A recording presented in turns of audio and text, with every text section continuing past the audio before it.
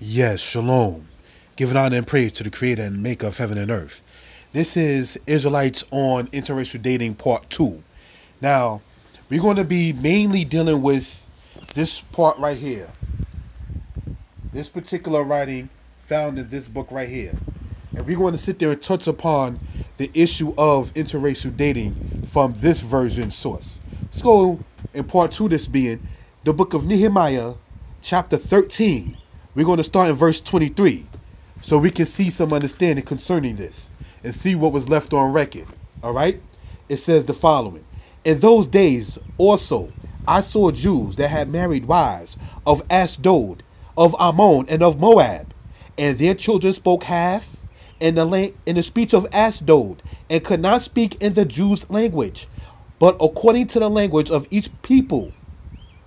And I contended with them, and cursed them, and smote certain of them, and plucked off their hair, and made them swear by Elohim, saying, You shall not give your daughters unto their sons, nor take their daughters unto your sons, or for yourselves.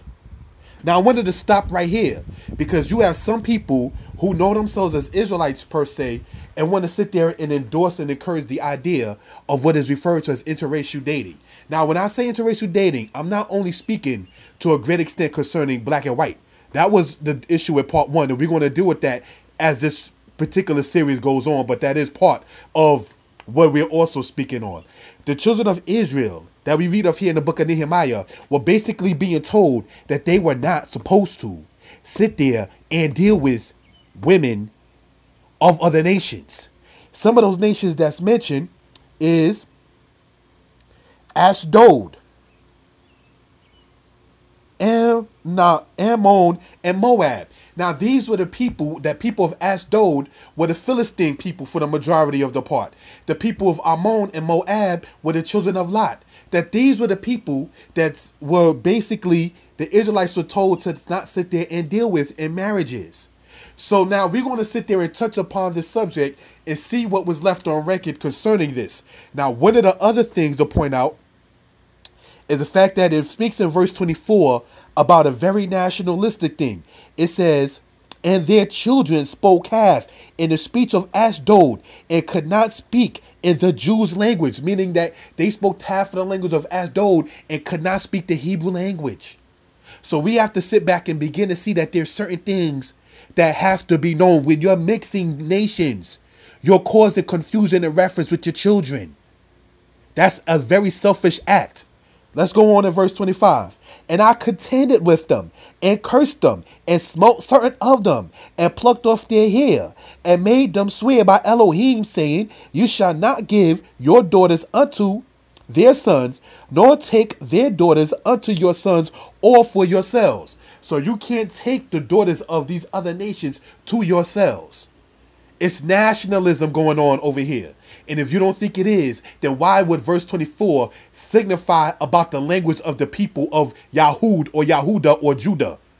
Why will it not sit there and just say we're all for the world and all peoples is going to be one and the same? It's showing you there's nationalism and linguistics that played a part and why you should not deal with other nations. So let's move on. Verse 26. And it gives here a good example concerning this matter. Did not Shalomo, king of Israel, did not Solomon, king of Israel, sin by these things? Yet among many nations there was no king like him, who was beloved of his God, and God made him king over all Israel. Nevertheless, even him did outlandish women cause him to sin. So what this is showing you, just like we read in part 1 about the book of Tobit, when it says, take a woman chiefly from among the tribe of your fathers, you got to get a certain caliber of woman. And you're not going to find that kind of woman dealing with women of the other nations because she can't understand you. Because a black woman has black brothers. She, whether her black father was in her life or not, she knows the mindset of a black man more than any other woman on the earth. So now when Solomon, who was raised among the Israelites, when he dealt with women that was not of his own people, they caused him to sin into error because they made his heart weak. As you go in the book of, when you go in the book of 1 Kings chapter 11, it speaks about that. How he made his heart to go astray. His heart in Hebrew is the Hebrew word lab, which means his mind. Because these women that's of these other nations, they will put spells on you, man, and make your mind go backward. That's why you find Solomon later on in his days having Israelites as slaves so they can build gods and temples to the gods of these other nations. Because you can't be a nationalist and pro for your people while at the same token you're sitting up there dealing with women of the other nations. That's how Solomon in his mind can sit there and have Israelites as slaves. So when the Israelites, after the death of Solomon, told his son Rehoboam, your father dealt with us very harshly, and so forth and so on. So that right there is a very important part to let it be noted and understood. You cannot sit there and sleep with a woman that's not of your own people in your own heritage and sit there and say that you're still going to sit there and be for your own people. That's not going to happen. It has not happened in history. Even if you want to take it out of the scriptures in history and the Israelites or the history of the Israelites. You look at Queen Isabella of Spain. If her man had been one of those Moors who were black, there's no way in the world she would have rose to prominence as a queen of Spain. The Moors rose up as a power in Spain, and they fell when they started mingling with those people. You cannot sit there and mingle with them and expect everything to be one and the same. It's never going to ever work. It has never worked in history. All right, so let's move on. Verse 27. Shall we then hearken unto you to do all this great evil, to transgress against our Elohim and marrying strange wives? Because it's a transgression against the Most High. And one of the sons of Jehoiada, the son of Eliashib, the high priest, was son-in-law to Sanballat, the Horonite. Therefore, I chased him from me. Remember them, O my Elohim, because they have defiled the priesthood and the covenant of the priesthood and of the Levites. Thus cleansed I them from their strangers and appointed their wards of the priests and of the Levites, every one in his business. Now, some people might say, well, you see, Nehemiah, he was dealing with the Levites and the priests and everything of that sort. So all Israelites ain't Levites and all Israelites ain't priests. That's very true. But you notice the example that Nehemiah gave was not even of a Levite. It was of Solomon, who was of the tribe of Judah. If you're dealing with a woman that's not of your own people, she will sit there and cause your mind to turn away from your own people. You understand? So let that be noted and understood. Now, continuing on in this, let's go, if you will, into the Torah itself. Let's go to Leviticus chapter 14. Pardon me, Leviticus 21.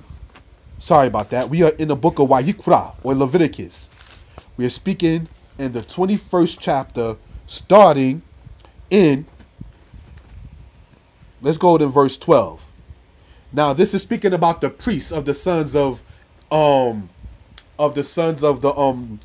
priesthood of the house of Levi. Right? Let's see what it says. And start in verse 12. Speaking of this here.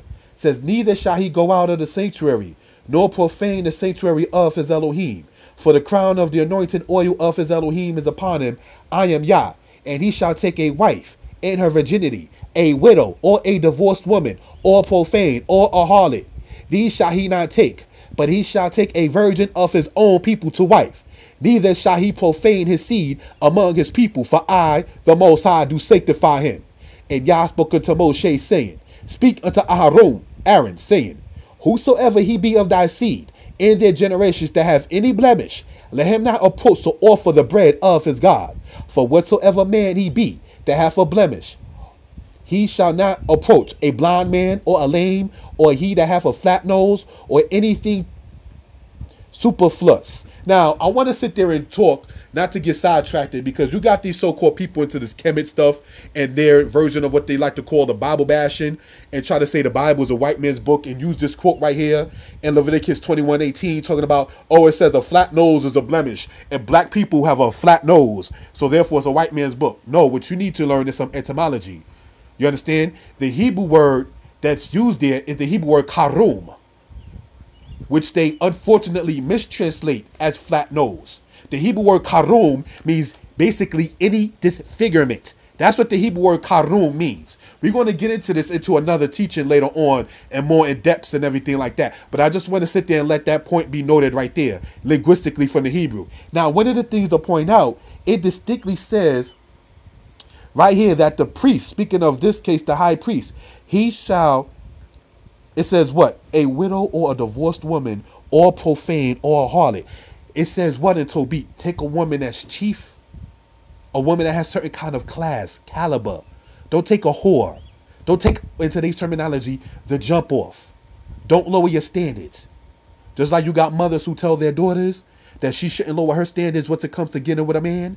Well, our ancestors who were males too told us as their sons, don't lower your standards once it comes to dealing with women. So what is it going on? So if the women are told not to lower their standards and what they want, and if the men are told not to lower their standards and what they want, basically we all going to be living, not to be sarcastic, high. We all going to be living good because we all going to give each other's best. And you can't do that settling in for something like a relationship where you can't be around her parents.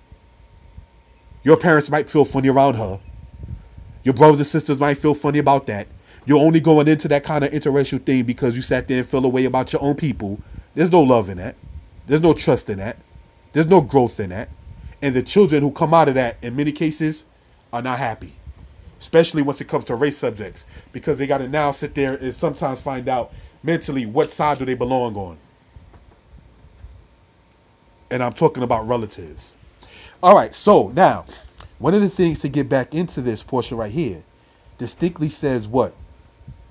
A widow or a divorced woman or profane or a harlot, these shall he not take. But he shall take a virgin of his own people to wife. Neither shall he profane his seed among his people. For the Most High, for I the Most High do sanctify him. So you're not supposed to sit there and just deal with any kind of woman. One of the things that might have been figured out that I wanted to harp on, you may say, is the part that it says a virgin of his own people to wife. You got to deal with your own people. The scriptures does not condone and does not encourage interracial dating. All right, so let that be noted and understood. Like to go very briefly, if you will, into the book of Numbers, chapter 25, if you will. Numbers, the 25th chapter. We're going to start in verse 1, and it reads on this wise. Says the following. And Israel abode in Shittim, and the people began to commit whoredom with the daughters of Moab. And they called the people unto the sacrifices of their gods. And the people did eat and bow down to their gods. And Israel joined himself unto Baal Peor. And the anger of the Most High was kindled against Israel. Now, one of the things I wanted to point out in reference to that is the fact that these women of these other nations in the ancient world, as well as in today, they do things that the average sister, the average black woman, the true daughter of Zion, the true Israelite women, whether she knows herself as an Israelite or not, these other women of these other nations do things that sisters do not do. And that's what, not trying to be racial, quote unquote, but that's what white women tell black men. Well, I do what black girls don't do. This is what Proverbs talks about, where it says the smooth woman that maketh flattering her words, and she causeth him to yield. You see, so we got to sit there, and as the scriptures teach us in Deuteronomy 31, verse 6 and 7, to be strong and of good courage. Ain't no white woman going to hear no black man talking about be strong and of good courage according to the Old Testament. She don't want to sit there and hear no brother talking like that. She deals with a certain kind of pansy, nicer guy.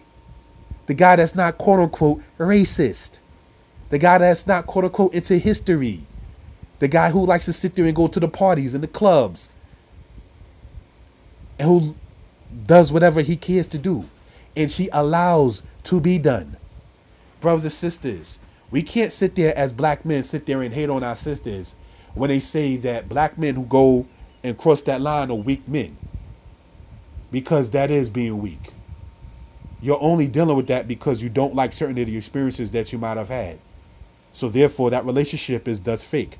You dating her, courting with her, or marrying her because of who she is not. Well, I don't deal with black women, so I deal with white women. That means that you don't love her for her as a person. You just want to be with her because she reminds you of who she is not. That's fake. But let's move on. We're gonna go into part 3. But just want to point this out right here. These women of these other nations get you into their lasciviousness and wickedness. All right, shalom.